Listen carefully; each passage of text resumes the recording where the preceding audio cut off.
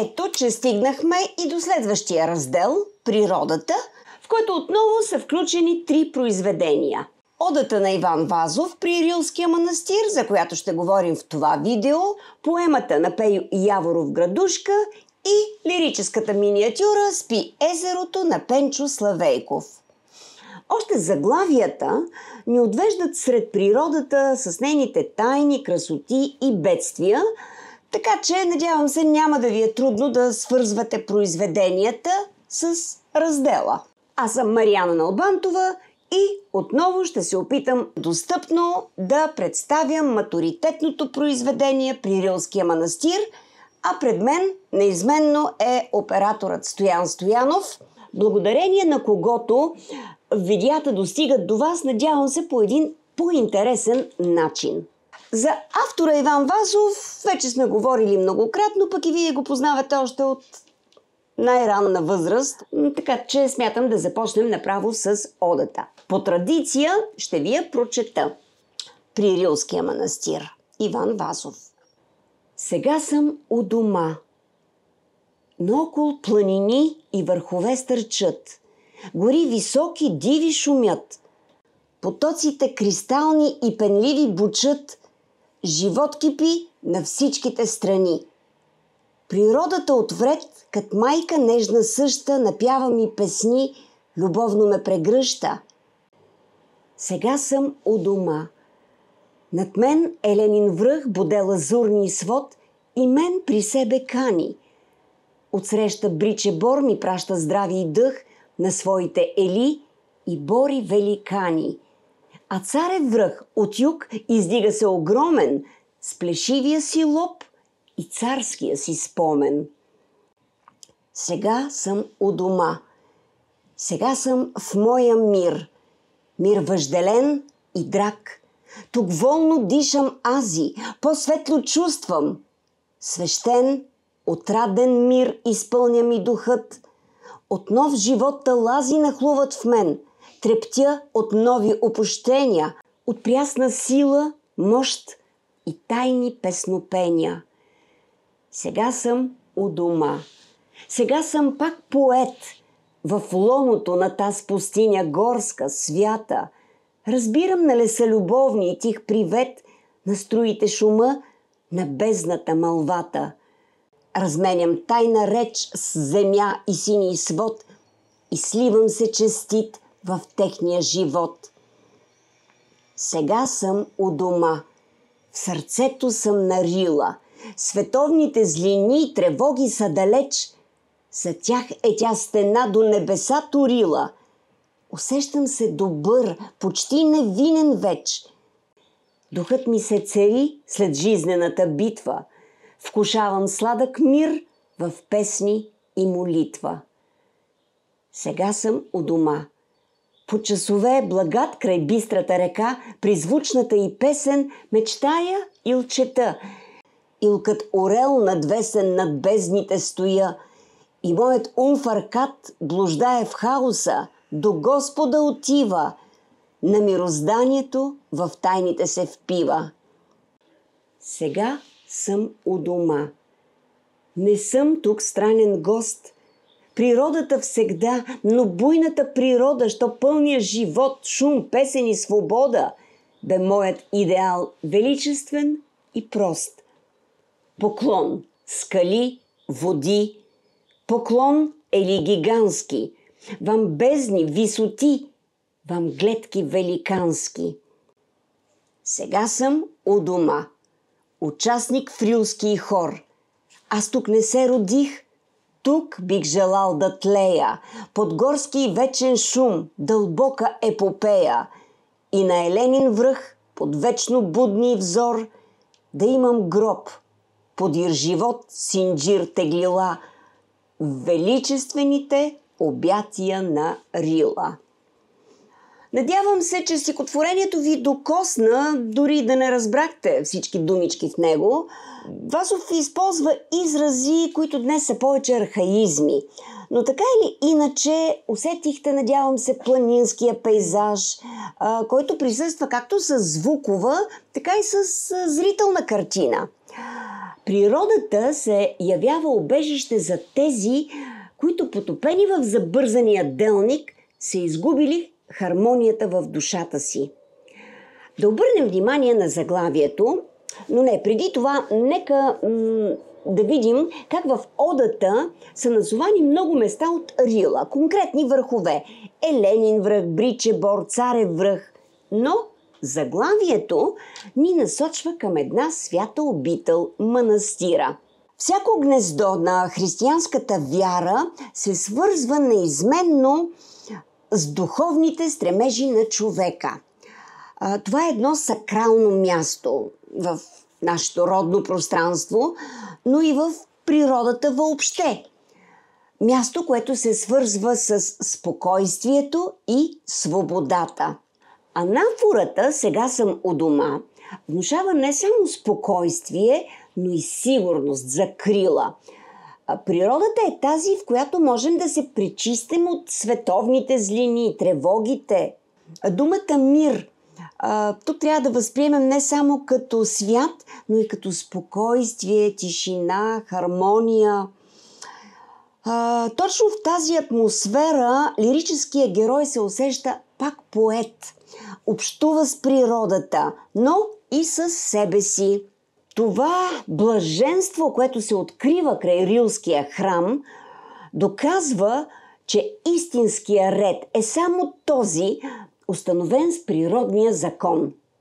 И поклонникът не е вече странен гост, а е част от всемира.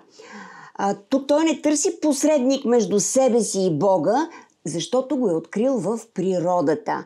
Поклон, скали, води, поклон ели гигански, вам бездни висоти, вам гледки великански. Тези възклицания, в които липсват глаголи, не са нищо друго, освен израз на дълбокото преклонение пред съвършенството на природата.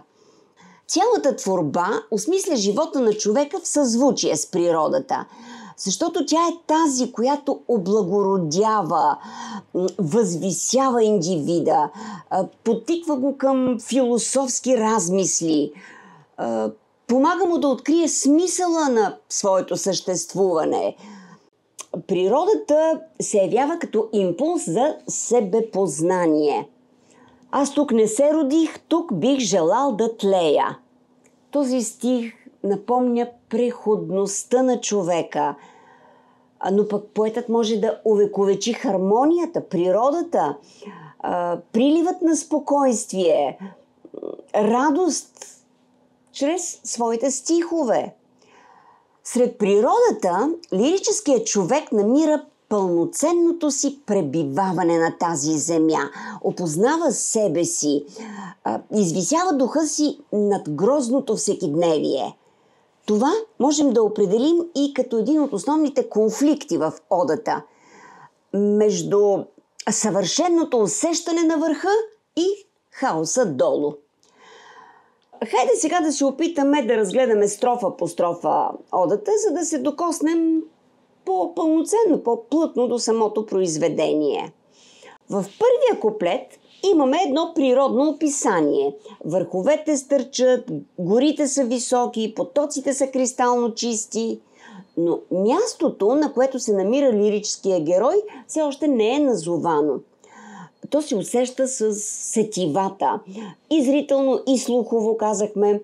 Природата е представена като извор на живот. Сравнена е с нежна майка, която прегръща децата си, които са изгубили хармонията в всекидневието на делника. Вече споменахме повторението "Сега съм у дома", с което започва всяка следваща строфа. А то несъмнено ни внушава идеята, че лирическият говорител се чувства закрилен, спокоен сред красотите на българската природа. Удохотворените върхове на Рила възвисяват човека, помагат му да види важното, същественото в живота, пречистват го от делничното и от материалното. Пречистеният сред природата човек добива нова сила за борба с всекидневните трудности. Той хармонизира енергиите в себе си. В четвърта строфа лирическият герой е назован поет. Горската пустиня му е осигурила онова уединение, време за размисъл и провиждане на най-възвишените диалози с небето и земята. Пълноценното преживяване на красотата, съзерцанието на природата води към едно издигане на духа до съкровенно общуване с неземното, невидимото, духовното. Ако отделим 5, 6, 7 и 8 строфа като втора смислова част на творбата, ще видим, че без да бяга от съкровенното, от личното изживяване, мащабът на лирическия размисъл се оголемява. Благодарение на тази стена до небесата, световните злини са далеч, а лирическият аз се чувства добър, почти невинен. Сега и читателят, и лирическия герой сме убедени, че истински мир, хармония, чистота на душата се постига само чрез досег с природата. Споменахме още в началото, че тази вазова ода е от раздела Природата. Спомняте си, че като говорихме за одата Паисий, която е част от поетическия цикъл Епопея на забравените, споменахме, че след освобождението за Вазов е много трудно да приеме обществото като духовен дом. Материалните стремежи на неговите съвременници го разочарова. Възмущава го деградацията на нравите. Спасението идва точно тук. Спомените за героичното минало, за които говорихме в раздела Миналото и паметта, и досега съприкосновението с българската природа, за които ще говорим в този раздел. Защото природата е останала чиста, величествена, недокосната от поквареното общество. Тук, в сърцето на Рила, човек може да се осамоти, да се обърне към себе си и да се докосне до своя вътрешен свят. Защото, пак ще го кажа, природата е свят на спокойствието, свят на свободата. Ако общественият живот изисква съобразяване с различни норми на поведение, които малко или повече са субективни, то в природата всичко е истинско, хармонично, съвършено. И съвсем естествено, единението с природата ще ни доведе до хармония с себе си. Ако личността се измъчва от неразрешими конфликти в обществения живот, то за душата природата е рай, в който човек намира баланс. И точно тук, сред природата, човек открива и Бог. Литературната историчка Катя Зографова в своята книга "Неканоничният Вазов" нарича патриарха на българската литература най-патетичният пантеист в националната ни литература, който вижда планината като образ на духовната, божествената родина. Да се опитаме ли да разтълкуваме думите й? Какво значи пантеизъм? Отваряме тълковния речник или по-лесно Уикипедия и четем. Пантеизъм е вярата, че всичко съществуващо е идентично с божественото. Сега вече надявам се ни е ясно защо Вазов възприема Рила като образ на духовното. И накрая нека да обобщим и да се опитаме да си отговорим на въпроса защо тази ода звучи толкова актуално и днес. Може би сега повече от всякога имаме нужда да се уединим, да се дистанцираме от дребнавото всекидневие, от маловажното, от материалното, от пошлото, които ни заобикалят в забързания виртуален делник. Един досег с природата, една разходка в парка ще ни помогне да сме в мир със себе си, да се усмихваме повече, може би. Защото, мили млади хора, важно е да разграничаваме чистата природа от суетата на света. Да сме надарени с сетивата за красотата. И тук ми идва да цитирам руския класик Достоевски, който казва, че всичко е в ръцете на човека и всичко му се изплъзва изпод носа само от страх. Красотата ще спаси света. А нашия свят, нашето време имат нужда от спасение.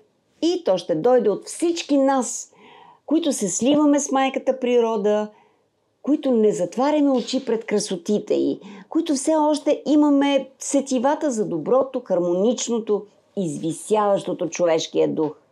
И обичайно ще завърша с пожеланието да бъдете здрави, бодри, за да можете не само да се веселите, разхождате из прекрасната българска земя, но и да четете за матура.